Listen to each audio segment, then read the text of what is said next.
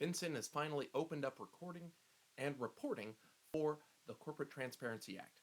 But if you want to get a FinCEN ID, how do you do that? Hi, I'm John Strohmeyer with Strohmeyer Law. Today we're going to be talking about how you speed up your reporting for Corporate Transparency Act purposes by getting your FinCEN ID. Now, it is January 1st. They just opened the portal. I've been able to get my FinCEN ID already.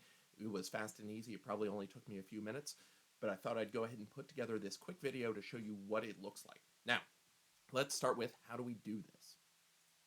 Well, we're going to go to the FinCEN website, and here we go.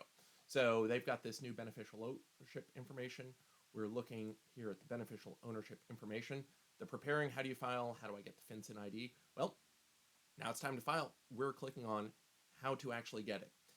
This is the part where I'm going to say we have to go on to login.gov. I'm not going to log into my government ID through this because nobody needs to see that. What I did do was take a screenshot of the page so we can look at what it looks like. Again, it was very simple. It followed, as far as I can tell, everything that was in the proposed regulations about exactly what they were looking for. So this was the website. You follow this to go to login.gov. If you don't have a login.gov account, this is a great time to get one. I already had one for TSA PreCheck as well as my PTIN so that I could coordinate everything that way.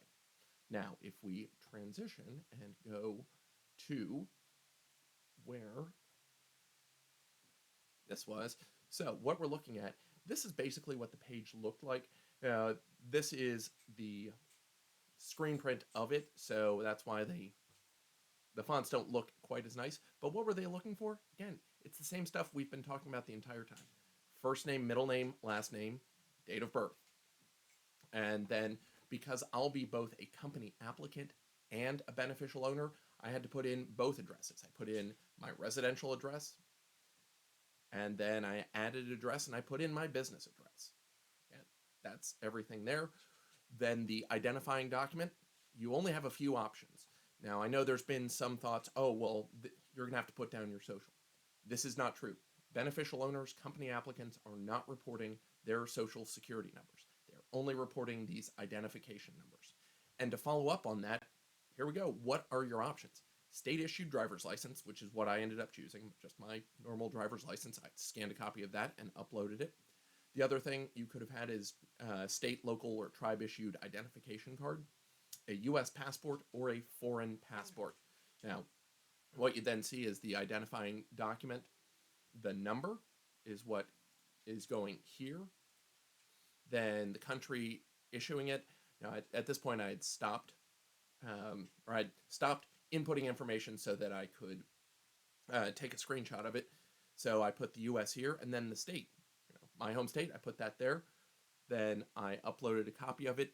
Again, JPEG, PNG, or PDF were acceptable. There was no, as far as I could tell, minimum requirement on resolution or quality.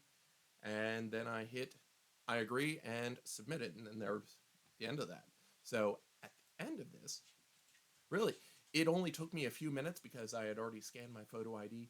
But when it comes to getting your FinCEN ID, which if you're going to be reporting a number of entities, either as a company applicant or a beneficial owner, it's just going to end up making things easier for you.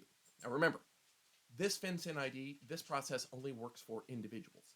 Entities can get FinCEN IDs, but that's just going to be through the process, and you're going to go through a different process to do that. That's not for this video. This is just for the video, or this is just for the process of getting your FinCEN ID for being either a company applicant or a beneficial owner. Now, check the links. We'll go and take a look at those videos shortly.